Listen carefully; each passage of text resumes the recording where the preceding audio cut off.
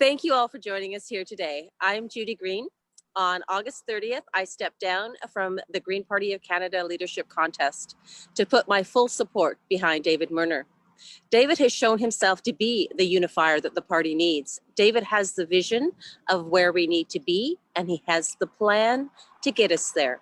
David understands the critical importance of our core Green principle of grassroots participatory democracy, and he has the experience to make it happen. It is my great pleasure to introduce David Merner, leadership contestant for the Green Party of Canada. Thanks very much, Judy. It's really great to be here and to be announcing how we're going to transform the Green Party Grassroots. C'est vraiment un plaisir. Je suis dans la circonscription de Esquimalt, Saanich-Sooke, le territoire traditionnel des Autochtones des Premières Nations Esquimalt, Wissanic, Sauk, et Sequim. It's a real pleasure to be here on the traditional territories of the Esquimalt Saanich-Sooke riding. And we're going to have a very brief statement and then I'll answer questions. What we're doing today is unrolling our plan, rolling out our plan for reestablishing a strong grassroots base in the country for the Green Party. I've traveled across the country twice. I'm the only candidate to do so in the leadership race. And along the way, I met with candidates and riding presidents and frontline volunteers. And what they're saying is they need more help. They need more support. I'd say we probably have about 15 ridings where we are actually organized, maybe 20, and we need to be organized in 338 ridings from coast to coast to coast. And so what we're doing today is laying out a plan on how we're going to achieve that, how we're going to get riding associations up and running as soon as possible in every electoral district association across Canada. We're looking at how we share revenue with riding associations so that local campaigns have money in the bank when they start campaigning. I hear so often from candidates that when they started, they were nominated, they met with the local Greens. One of their first questions was, how much money do we have in the bank? And it would be something like $40. And the need for funding for our electoral district associations is essential. The other thing I've heard is that training is essential. The knowledge in the Green Party is spread out, it's scattered in different pockets. We're fortunate here in BC to have expertise. We're fortunate in Toronto and in Ottawa and quite a bit in Montreal as well, some in New Brunswick, but we need to support all our riding associations. And that requires a training plan that is funded and that is run by professionals. The last point I'll make is that we need to run a truly national campaign that runs on green values. We need to remain true to ourselves as a party. And one of our core values is participatory democracy. So we need to run a national campaign on the value of participatory democracy so that every riding association is fully functional. That's a really short summary of our proposal. I'm be delighted to answer questions or comments. En anglais ou en français, vous êtes le bienvenu. Nous sommes un pays bilingue et un parti bilingue. Et je pense que c'est essentiel d'offrir l'opportunité de poser des questions, d'entendre la présentation aussi dans les deux langues officielles. Brièvement, le plan, c'est que nous allons établir dans chaque circonscription des organisations de circonscription qui sont vibrantes, qui sont financées par le parti au niveau central, qui sont formées de façon professionnelle pour que les connaissances qui se trouvent dans le parti sont établies partout au Canada dans 338 circonscriptions. Et dernièrement, nous allons faire campagne sur le plan national selon nos valeurs, surtout la valeur de démocratie participative. Alors, c'est ça ce qu'on présente aujourd'hui. C'est à vous les questions. Over to you for questions. I'm looking forward to hearing your questions and providing answers.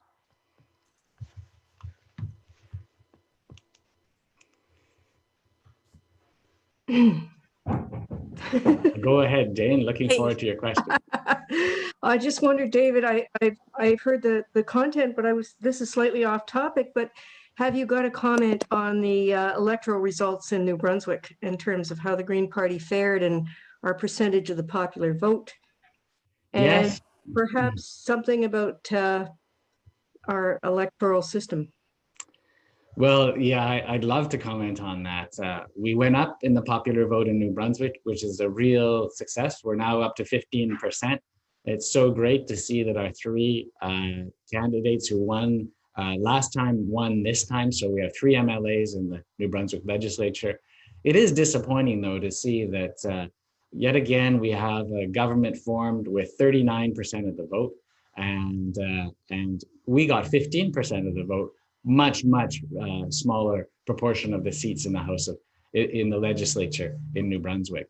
If we had proportional representation, it would be a totally different story.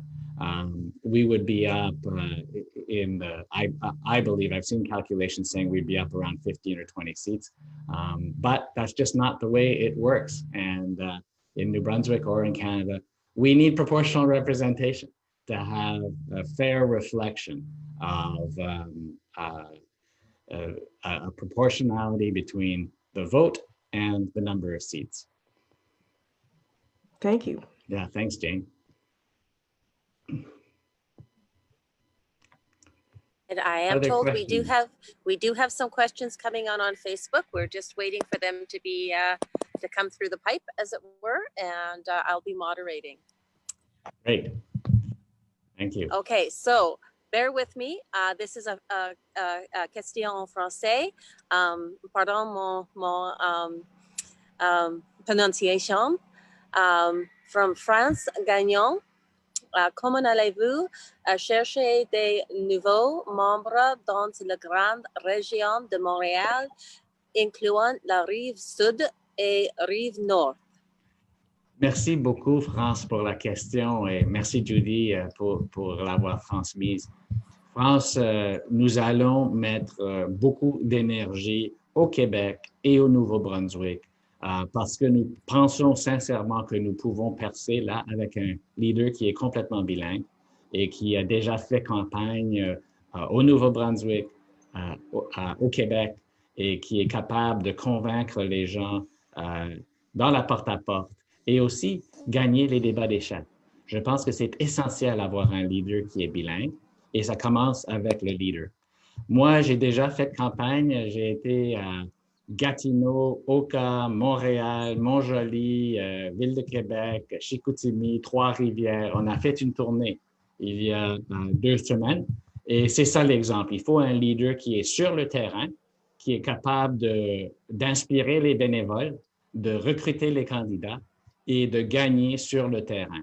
C'est ça ce qui nous manque au Québec, je pense, c'est une organisation dans toutes les circonscriptions du Québec et une campagne qui est vraiment régionale, avec des messages régionaux, la communication basée au Québec.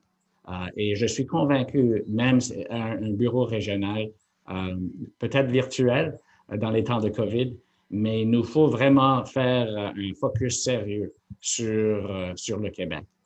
Merci pour la question. Excellent. Thank you for that, David.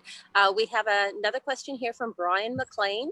How do you balance grassroots democracy with message discipline?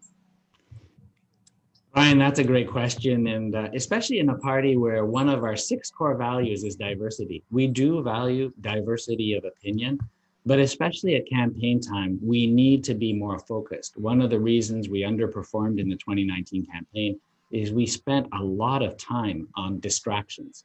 And as you know, Brian, the media love distractions. So we spent at the very start of the campaign 2 or 3 days talking about racists in New Brunswick. And we talked about a separatist running for us in Quebec. And then we talked about abortion for 4 or 5 days, even though it's very clear we are a pro-choice party. So I think a key thing, Brian, is in our candidate screening and recruitment and training. We need to make sure that we recruit candidates and we screen them carefully so they know what party policy is.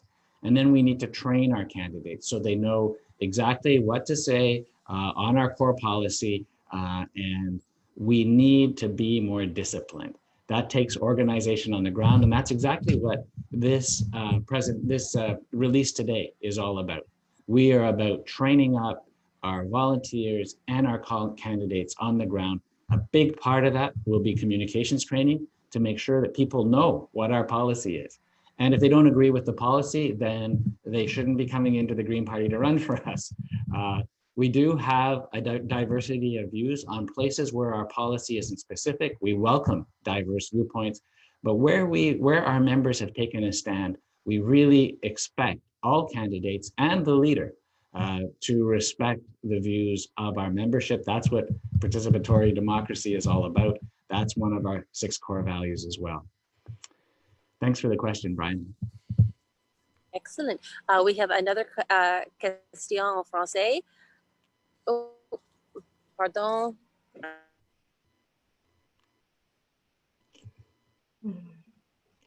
Looks like we're having a connection problem with Judy.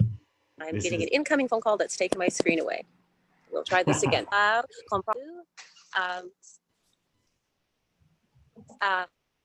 Dans la demande de l'industrie de pétrole et l'industrie de produits alimentaires que le Parti vert Canada ne laissera personne derrière. Alors, la question que je comprends, et c'est dommage, on a une difficulté de communication avec la Nouvelle-Écosse, surtout en milieu ruraux, c'est parfois difficile. Mais je comprends que la question concerne les grandes compagnies d'énergie fossile et comment est-ce que nous allons faire la transition sans laisser qui que ce soit en arrière. Et la réponse, c'est que nous avons un plan de transition énergétique. Nous voulons faire sortir ce plan la semaine prochaine, mais essentiellement, je peux vous donner les grandes lignes. C'est que nous allons bâtir un réseau Est, Ouest, Nord, un réseau pour transporter l'électricité. Ce serait le plus grand projet d'emploi et d'ingénierie dans l'histoire du Canada, plus grand même que le chemin de fer transcanadien. Et l'idée, c'est de connecter des nouveaux ressources renouvelables, l'énergie renouvelable à ce nouveau réseau et vraiment pousser la transition pour que nous soyons plus dépendants de l'énergie fossile et que nous faisons la transition vers l'énergie renouvelable. Et nous allons faire ça en établissant un revenu garanti minimum et nous allons aussi payer pour la formation des ouvriers, formation gratuite pour tous les ouvriers pour pouvoir adapter leurs connaissances et connecter avec l'économie moderne qui est basée sur l'énergie renouvelable. C'est ça le plan en 30 secondes et nous allons justement la semaine prochaine mettre de l'avant notre plan de transition de l'énergie fossile à l'énergie renouvelable. Merci pour la question. And our next question is from Samda Kunda. How would both leaders address people upset with Trudeau's firearm changes? One of the things, and this is actually one of those ones where the diversity of the Green Party comes into play. There are people in the Green Party like me who believe that the Trudeau government's crackdown on firearms is the right way to go, and that addressing the Mini Ruger 14, for example, is the right thing to do. But there are others, especially Greens who live in more rural areas, who are saying, you know what, we've gone far enough. We don't need to have further restrictions imposed on our firearms. And so what we say inside the Green team is listen to your constituents, hear what they have to say, and do what you feel in your good conscience is the right thing for your constituency. We don't have clearly laid out policy on gun control.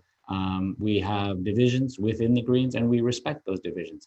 We want people to listen to their ridings, listen to the people in their ridings, hear them out, and then come to a principled conclusion as to what's in the best interest of their ridings. That's part of our diversity agenda. It's one of the areas, gun control is specifically one of the areas where we allow and encourage internal debate on the pros and cons of the Liberal policies, and we do not whip the votes of MPs on this issue.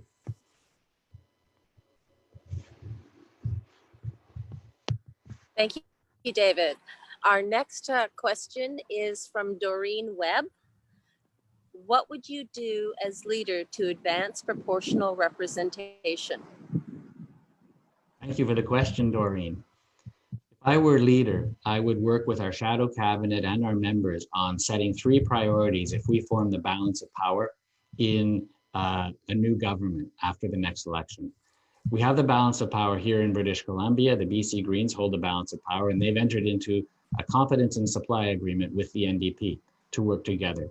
And I like that model. And as leader, that's the model I would encourage. And I would make proportional representation part of a package around integrity in government that should be essential, in my view, to signing on with a government and enabling it to achieve a majority in the House of Commons.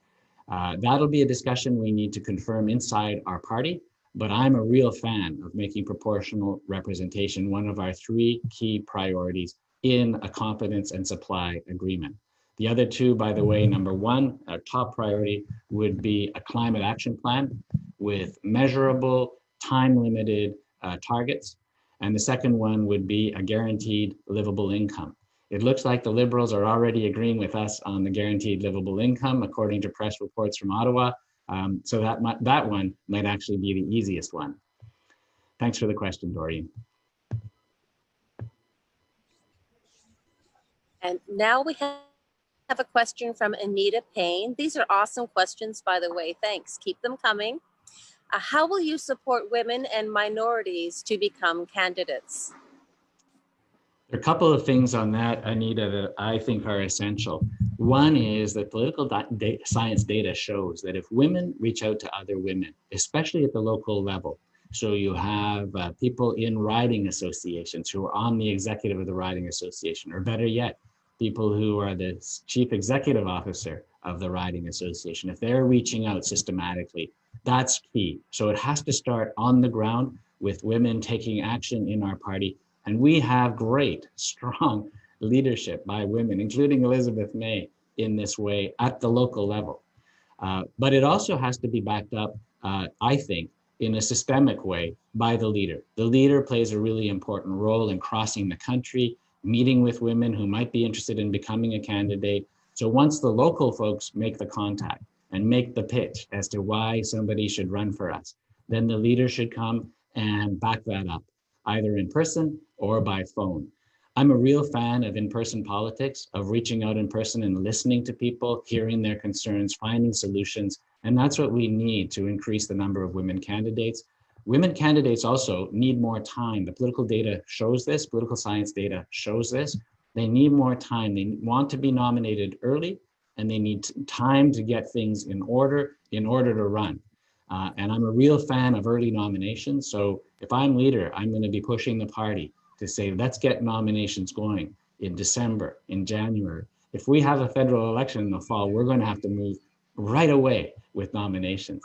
And one of the things I'd be very interested in discussing with the federal council is, for any woman who was nominated for the 2019 campaign and is willing to run for us again, let's do a mass nomination and start right away to keep all our fantastic women candidates from 2019. Those are some of the ideas I'll be discussing with the federal council if I'm leader of the Green Party.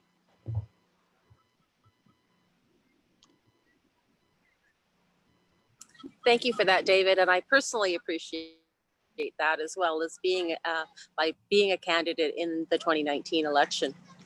So Philippa Syme has a great question. As our leader or opposition leader, I like the way you think, Philippa, what would be your proposed first action to insist the government of the day take direct and swift action to mitigate our climate emergency? And she has a follow-up question I'll ask second. All right, Philippa, on the climate emergency, I'd say we need to hold the government to account in the House of Commons every day on its broken promises. In 2015, the Trudeau Liberals ran on cutting fossil fuel subsidies to zero, And now Canada subsidizes fossil fuels more than any other G7 country per capita. And so they've done almost exactly the opposite of what they said they would do. They adopted Stephen Harper's greenhouse gas reduction targets after criticizing them for years. That was another thing they did within the first year in 2015. And now they're not even meeting those low targets. So I would say on those kinds of issues, every day we raise the issues. When there's a report out on how Canada is continuing to miss our greenhouse gas reduction targets, we raise it in the House of Commons. But also in a constructive way, I think we need to put forward our own solutions. We need to put forward our plan for greenhouse gas reductions, how we're going to achieve that with the East-West-North electrical grid.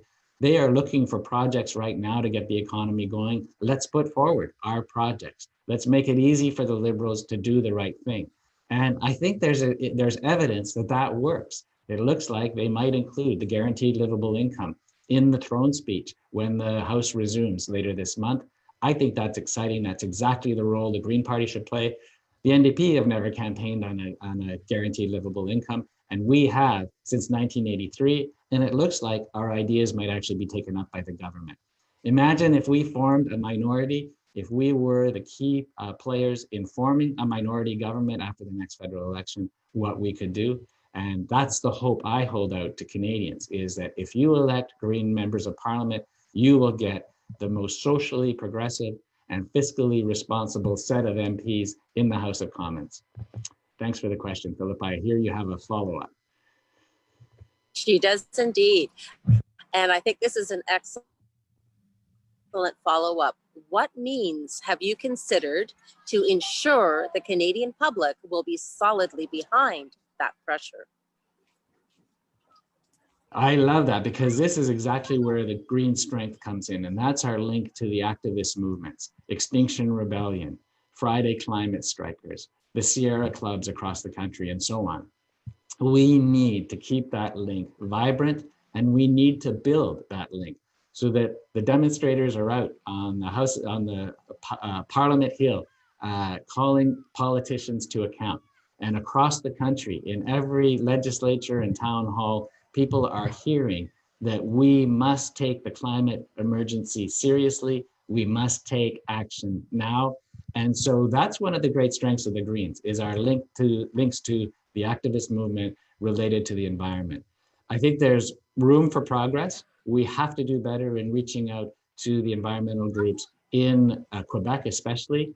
I met with 50 candidates and campaign managers in Quebec in November to do a debrief on the campaign, and they said, we had 500,000 people on the streets of Montreal protesting with Greta Thunberg this summer, and we couldn't break through and win a seat. We have to do a better job of bringing those 500,000 people on board, voting Green, connecting with this movement, this Green movement on the ground. And that's what I plan to focus on as leader, building from the grassroots up, making sure we have strong riding associations in 338 ridings, and that we're connected in every single riding to our allies on the ground who really want concrete action on the climate emergency.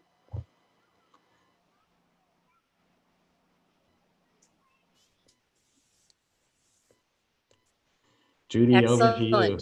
Our next question comes from Matthew Pigot. What percentage of overall hold on a second here.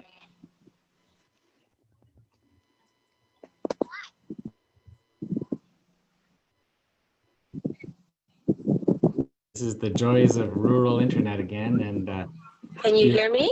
Yeah, I can hear you, Judy. And now I can't hear you. David, there are some questions in the chat of the Zoom, if you want to look at those. I don't think all of them have been answered. Are you able to read them out for me there, James? Do you see them? Yeah, did you answer the firearm charges? You did, eh? Yes, I did. Yeah. From Philippa Sim, as our leader or opposition leader, what would be your proposed first action to insist the government of the day take direct and swift action to mitigate our climate emergency? Oh yeah, we got that one. Did that one? Okay, good. And we got her follow-up as well. I can give you one. Okay, great. Over to you, Nick. Thank you. So Brian on Can you hear me, Facebook. David? Oh, there's Judy. There's Go Judy. ahead, Judy. Go ahead, Judy. We can hear you. Nope. I think we just lost Judy. Okay, Over to you, Nick. Just lost her, yeah. Ryan McLean on Facebook wonders, how can we work better with environmental non-governmental organizations who have to retain the appearance of being nonpartisan? That is a good question, and the Suzuki Foundation's been wrestling with that. David Suzuki has had to step aside so he can play a more political role, which is wonderful. A lot of this, though, I think happens at the personal level, Brian. I think the leader needs to be out in communities, on the ground, meeting with environmental groups, and the leadership of these groups, as well as the membership. And there's no rule that prevents the leader from speaking at meetings, addressing the membership on Zoom, showing up to annual general meetings. And I see that as a key role for the leader of the Green Party. Elizabeth May was wonderful at that. And I'd really see that as a top priority for me as leader, is to get out on the ground, meeting with leaders and members in these groups. And if that's not possible because of COVID-19, then holding regular meetings through Zoom, Skype, and other online. Hello, can you hear me? Yes, we can. Welcome back. Okay, so sorry about that. Technical difficulties. Technology is wonderful when it works. I will let you finish answering that question. Oh, that's good. I just did, Judy. So over to you. Do you see more questions coming in, or Nick, do you see more questions, Nick? I do. There's lots of them. But do we have a time limit? Our plan was to go for 1 hour, but I'm happy to stay on if we go beyond. Yeah. Okay, wonderful. All right. So the next question is from Cheryl Atkinson. Will you move toward accepting business contributions in order to fund EDAs at a minimum of $20,000 per EDA? No, I don't believe that's the right way to go. I think the Green Party has always led in saying that we don't accept business contributions or union contributions. We really focus on receiving contributions from individuals. I was really proud of the BC Greens in the last provincial election when they refused all donations from unions and corporations, and I think that was the right move. We also have to comply with the Canada Elections Act and Elections Canada regulations. So the answer to that in brief is no. Thank you for the question.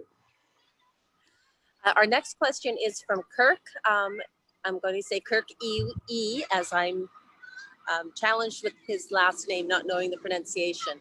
But recognizing the 15,000 people born every hour on Earth deserve resources so as to enjoy a quality of living comparable to Canadians.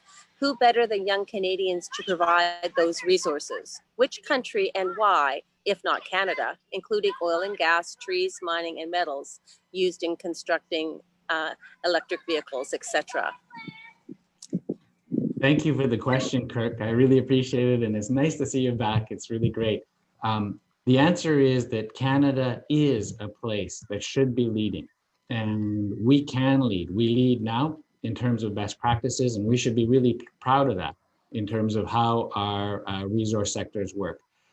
In some areas, like forestry or fishery, we are not following best practices. The clear cutting here in British Columbia is an example. The total decimation of our salmon populations on the West Coast is another example. Our West Coast salmon are going the way of the East Coast cod. We're heading towards a mass species extinction right now. So we need to look very carefully as to where Canada is leading and where Canada is lagging. And one of the places we can really lead, and this is actually happening in your home province of Alberta, Kirk, we've talked about this before, is the shift to renewables. We are leading the way in Alberta. The town of Raymond, Alberta is entirely solar in its municipal infrastructure. Town of Hinton, Alberta is leading the way on developing geothermal energy out of repurposing orphan oil wells, deep oil wells, which can be repurposed to generate geothermal energy. And you know this as a resident of Southern Alberta, it's hard to drive for more than 10 miles in Southern Alberta without bumping into a windmill. I'm slightly exaggerating, but the truth is Alberta is leading already on solar, on geothermal, on wind. Let's scale that up. Let's ramp that up across the country and shift our economy onto renewables. If Canada could do that, we could be a leader for the whole world. We could show the world how it is that we can reduce greenhouse gas emissions and how we can do that in a way that leaves no one behind, because we're just shifting our activity away from fossil fuels and onto renewables. Thanks for the question, Kirk. And our next question is from Sam Dakunda. Do you think provinces should be allowed to keep first past the post if they choose, if the federal government embraces proportional representation?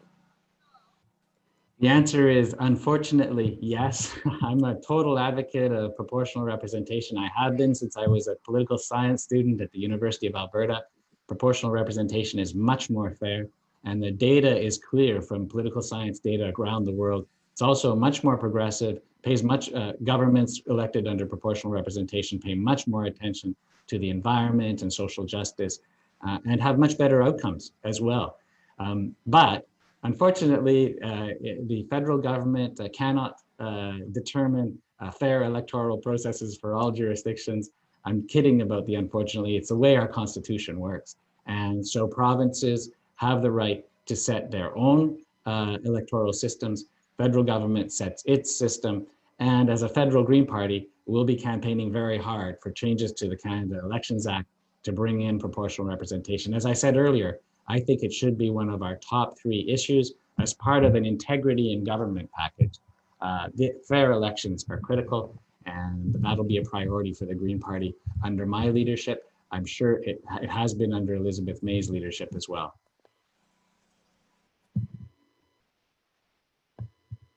Over Excellent. to you, Judy. Yeah. And our next question is from Nate. Okay. Yep.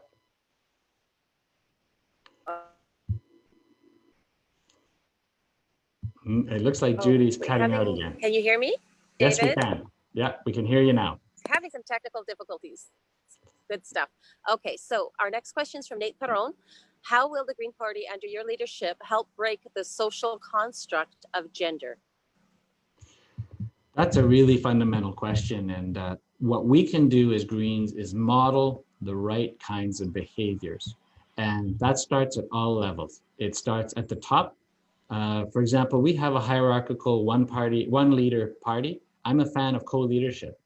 So building in at the very top of the party, the opportunity to diversify away from old gender norms and towards new gender norms. The New Zealand Greens, the German Greens, the Alberta Greens recently have adopted a co-leadership model. So that's right at the top of our party. I'm a fan of that idea, and I'd be supporting a resolution that went to our General Convention to amend our constitution and bylaws.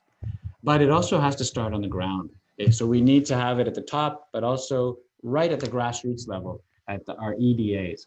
We need to make sure that we're creating a safe space in our EDAs for all genders, and we need to respect the full diversity of Canada at our EDA levels as well. So that's about recruitment. That's about putting in place codes of conduct. That's about training. It's about systemic change. And that takes leadership from the top. It takes leadership at the grassroots level. And then also in the middle of our party, where we have the Federal Council, which is a key decision-making in our organization. One of the things we might want to look at is models for including on our Federal Council specific seats for underrepresented Canadians. For example, Indigenous people are underrepresented in our party. People who are economically marginalized are underrepresented in Canadian politics.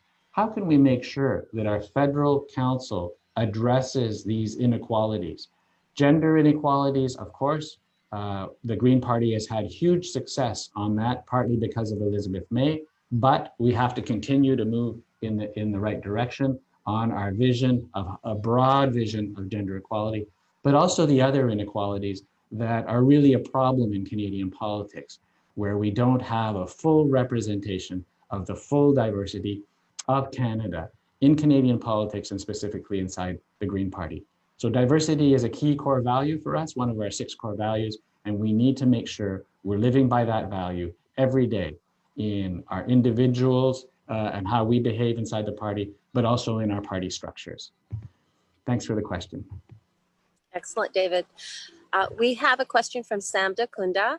Do you think Trudeau's government has been taking positive and effective steps regarding recreational and medical cannabis? I agree with the policy direction of the Liberal Party of Canada. It's the right direction. To legalize drugs is the right step because we need to take drugs out of the hands of the gangs. We need to stop the war on drugs. We know it's not working. It's vastly expensive, not just in dollars, but in human lives. But the problem with the Trudeau government's policies is they talk a good game and then they fail to deliver consistently. And this is a perfect example. The way the legalization of marijuana has been implemented has been a disaster. It favors systematically the large corporate interests. It systematically prevents people in the gray market and people in the black market from entering the honest, open marketplace that should have been developed for cannabis. It's very sad to see how the federal government has failed in the implementation of the right kinds of policies. I'd go further.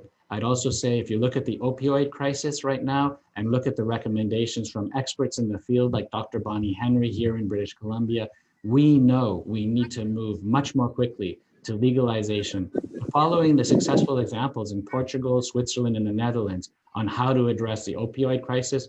So the two things, the Liberals talk a good game and then too often fail to implement, fail to deliver on the lovely talk. Secondly, they're not ambitious enough. They're not ambitious in a way that would take on this tragedy. The opioid crisis is killing more people in British Columbia now than the pandemic. And we need to take action on that as well. So the Liberals need to go further and faster on the whole drug policy issue. Thanks for the question. And I totally agree with you, David. And I would even add very strong words that the Liberal government has totally ignored and abandoned medical cannabis users who've been using evidence-based solutions for chronic illnesses and now do not have access to the high quality medical cannabis that they did prior to this legislation coming in. Totally agree. I've heard from so many people who have had to go back to the gray market, back to the black market, because the quality and the pricing just isn't there in the legal market. And that is a failure of implementation by the federal government and also, in fairness, by many, many provincial governments as well. This is an area that's ripe for reform. Indeed. So our next question is from Doug Chandler. What's the rationale for diverting federal party funds from winnable constituencies to unwinnable constituencies? Is it the faint hope that those constituencies with placeholder candidates might become winnable? Or is it to change the conversation about the climate emergency in those constituencies? Great question. And the answer is it's the latter. We need to do two things to be credible in Canadian politics as a Green Party. We need to win in winnable ridings, like the riding I ran in last time, Esquimalt Saanich Chute. We need to make sure the resources are there to win, and they were. But we also need to be credible on the ground in 338 ridings so we can change the discussion, so we can start building the national movement that's essential for the Green Party to be seen by Canadians as a credible force. If we're not active in 338 ridings, if we're not able to connect up with the green movements and the social movements, Black Lives Matter, Wet'suwet'en Strong, Idle No More, if we're not able to connect up on the ground in 338 ridings, we're not going to be seen by Canadians as credible.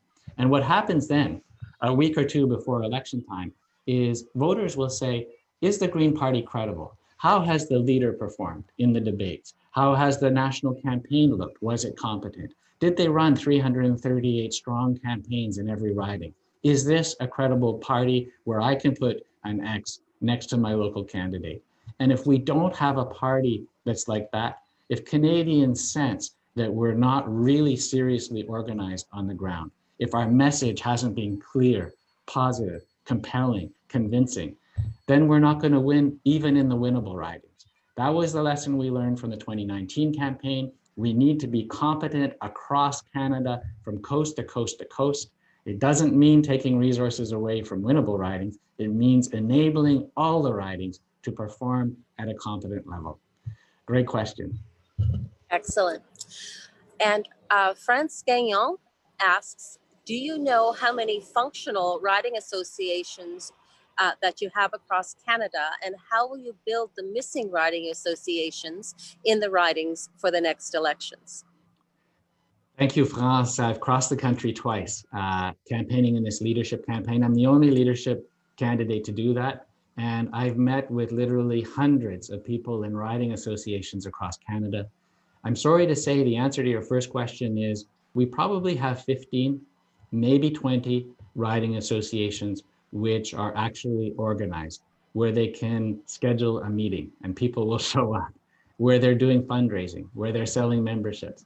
And then in the other ridings, in the rest of the 338 ridings across Canada, we have serious problems. We might have 1 or 2 people who are active. And a key issue for me, the difference between those 15 or 20 ridings that are actually functioning and the others is the leadership at the riding level.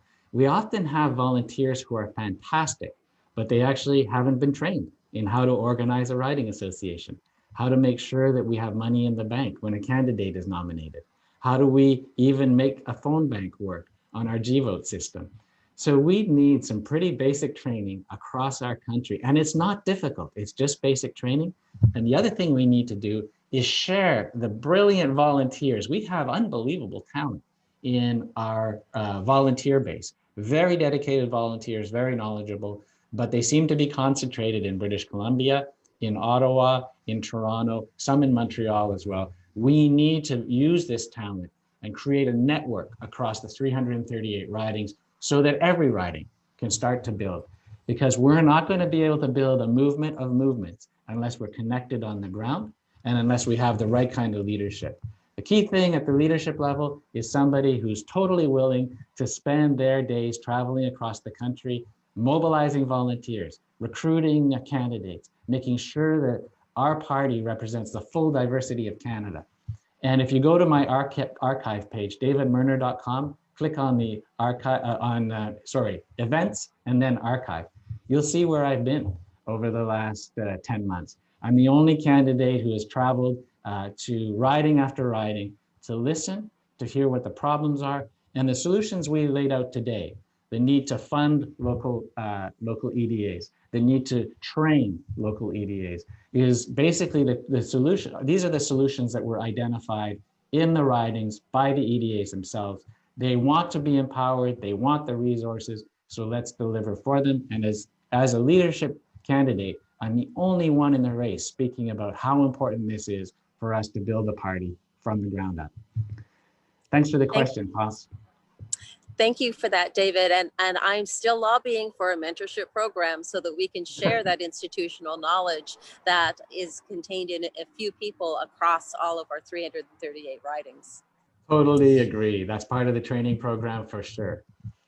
Our next question comes from Brian McLean, and this is very topical because of COVID-19. As door-to-door canvassing seems very unwise under the circumstances, and it's obliging us to reach out online. What is your strategy for campaigning during COVID? Brian, that's a very topical question because the New Brunswick Greens have just been through that. They had their election day yesterday. The BC Greens might be thrown into an election as soon as this week or next.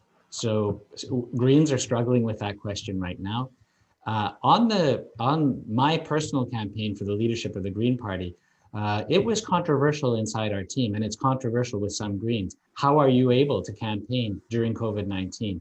The key thing, the answer on that is we must respect the local rules, and we have to listen to the local communities on the ground as to how to campaign best.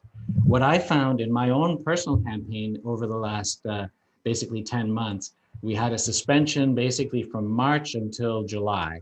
But outside those times, especially in the last 2 months, what we've been doing is holding public events in parks. So we invite people out to the parks and we say, come out, we're going to be at this park at this time, and we're going to be socially distanced. We set stakes in the ground to show people exactly what 2 meters looks like. So don't get closer together than that. Wear your mask as you're coming and going. If you're sitting there 2 meters apart, you might want to wear your mask too. We didn't make it mandatory. I wore my mask whenever I was greeting people and whenever people were leaving, because that was the high risk point when people were closer together. But we really insisted on the 2 meter social distancing.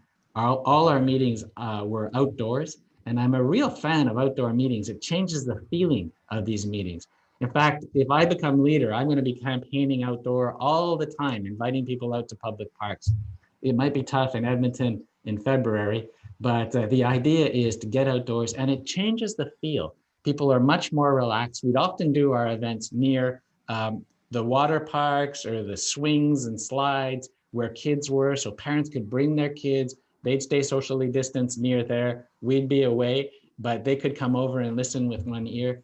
It really, I've never laughed so much on a campaign. It's never been such a relaxing campaign for me, because being outdoors in that kind of situation in beautiful parks across, Canada, all the way from British Columbia to Chicoutimi, Quebec, was a fantastic experience.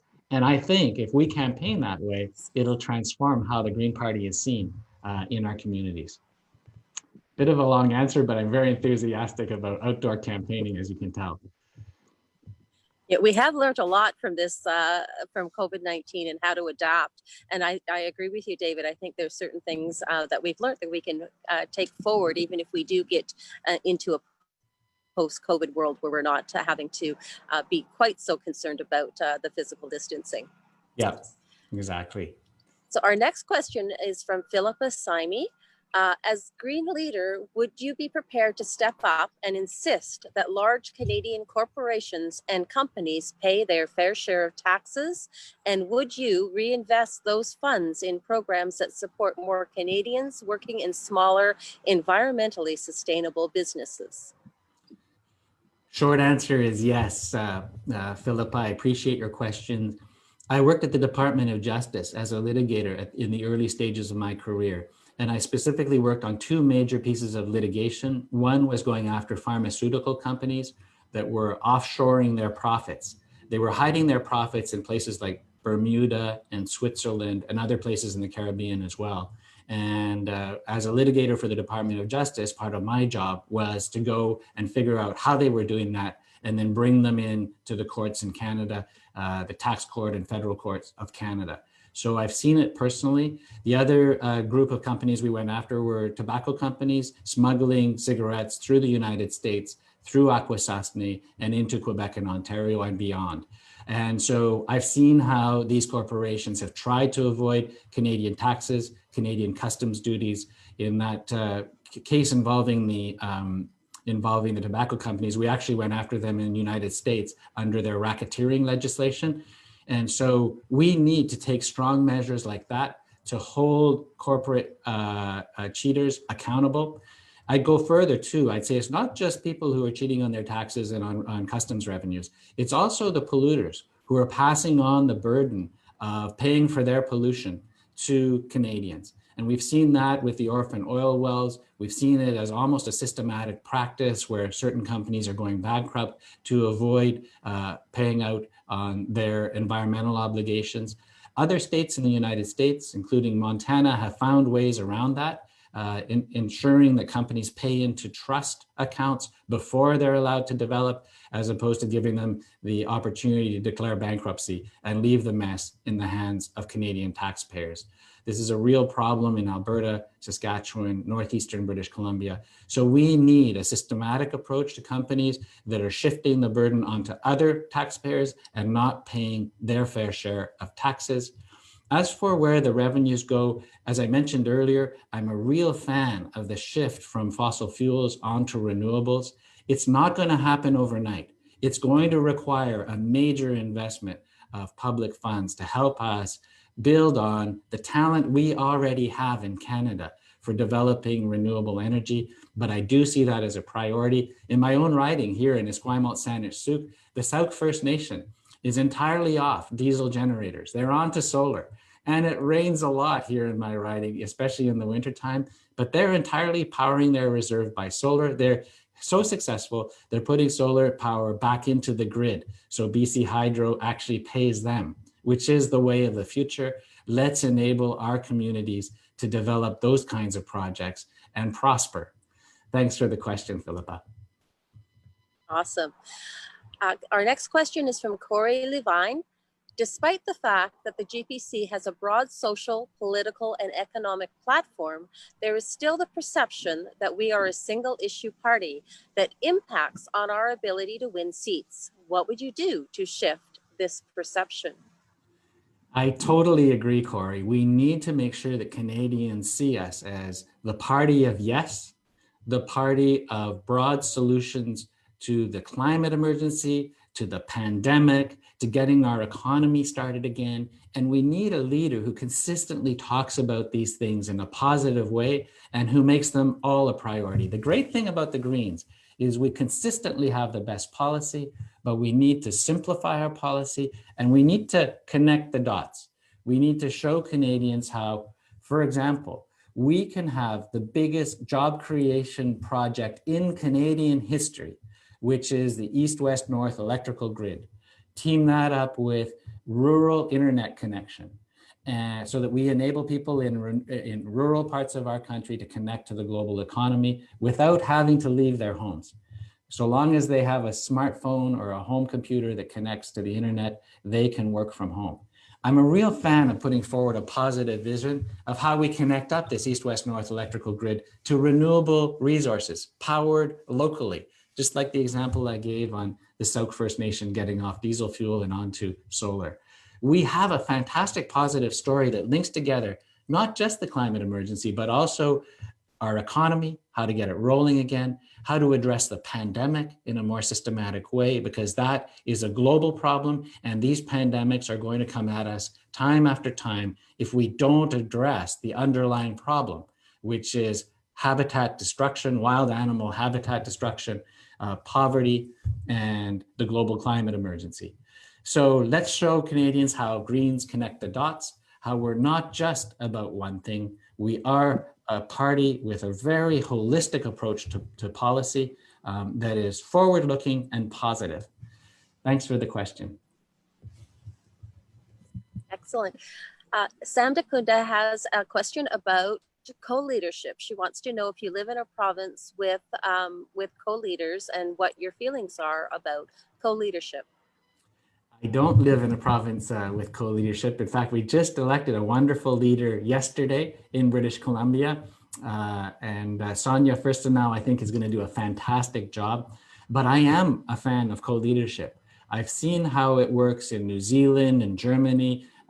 Alberta just became a province that supports co-leadership in its Green Party. And I think it's something that we should bring in to the Green Party.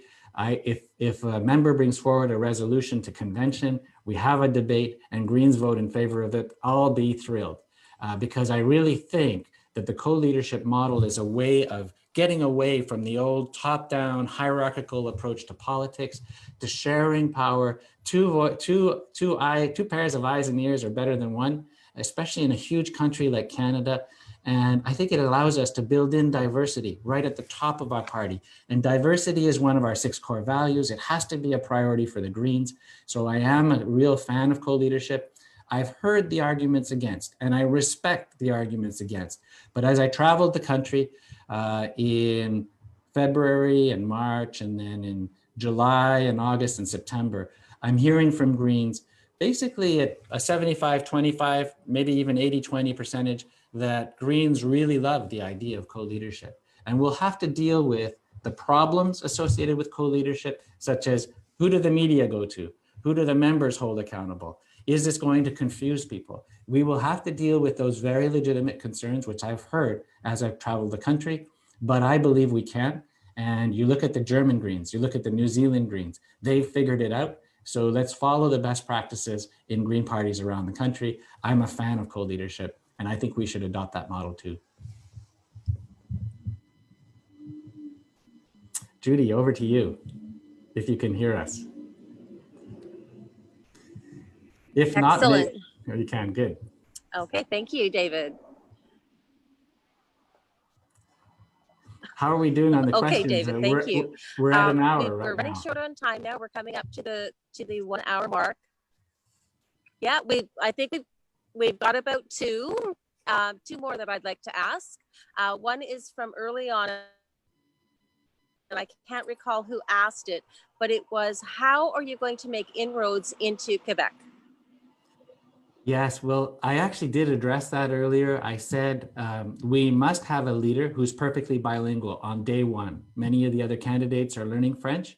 I've campaigned in French from the Atlantic to the Pacific. The only candidate who's campaigned in French in New Brunswick, in Quebec, in Eastern Ontario. I know what a corn boil looks like in the French community, or the guignolet, where people collect food at Christmas time. I've done that with political parties. I know how these things work, and I know how to win leadership debates in both official languages, and also how to connect on the doorsteps, and that's critical. So it starts with the right leadership, but it also starts with proper support on the ground in all the ridings across Quebec. And that's exactly what we were rolling out today is our plan for helping out on the front lines of our party, empowering our volunteers in each EDA to succeed. And it also takes recruitment, volunteer recruitment, candidate recruitment. So we have the best candidates who reflect the full diversity of Canada and also reflect the ridings they live in. That's the challenge for the leader. It starts at the top. And I'm really looking forward to taking up that challenge. I seem to be the only leadership candidate who's really talking about how do we organize? What do we need to do to win on the ground? And that's one of the things I really care about deeply. As a former president of 3 riding associations, as a person who's crossed the country twice in this leadership campaign, I understand what Greens are saying on the ground and what they're hoping to see from their leader. I see that Judy's cut out on us and she's in Nova Scotia with a very rough internet connection. So I'm not too concerned about that. We are at 2 minutes past the hour, according to my clock. So what I'll do is I'll just summarize what we've said today, what we're standing for in terms of our plan to reinvigorate Grassroots Greens. And then we will adjourn for the day until our next announcement. We're campaigning right now and we're rolling out a grassroots plan for the Green Party to establish electoral district associations in every single riding of Canada. Right now, from my cross-country trips, I know we're probably competent. We probably have organizations that can organize meetings and recruit members and put together phone banks in about 15 ridings, maybe 20 ridings.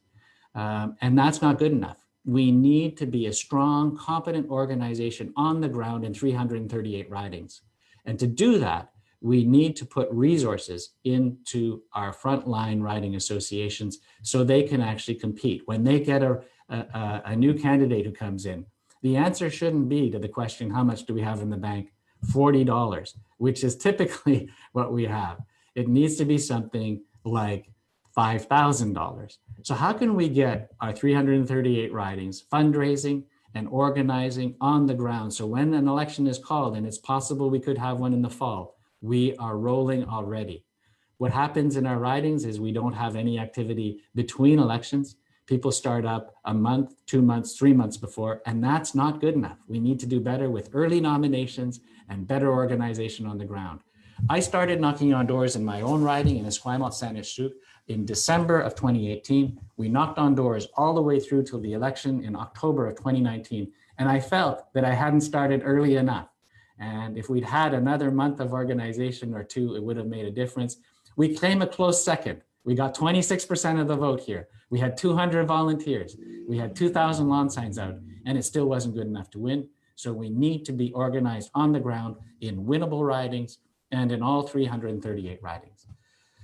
The other part of that is that we need a training, mentoring, and support from our fantastic volunteers to ridings across Canada where they need help. Third thing is we need to run a truly national campaign with a truly diverse team of candidates and volunteers so that we stay true to our core values of diversity, our core value of participatory democracy. We need to be organized on the ground to be living by those core values. So that's what we've outlined today in our plan. If you go to davidmerner.com. Click on news. You'll see the details there on the press release and the platform that we're rolling out to really reinvigorate grassroots Greens from coast to coast to coast. Thank you very much to everybody who's come in on this call. Really appreciate the great questions. And I look forward to seeing you on our next call when we roll out our climate action plan and our Indigenous justice plan and other plans as the weeks unfold, with only 3 weeks left until the leader is announced in Ottawa on October 4th. Thanks, everybody. Really appreciate you tuning in and look forward to seeing you next time.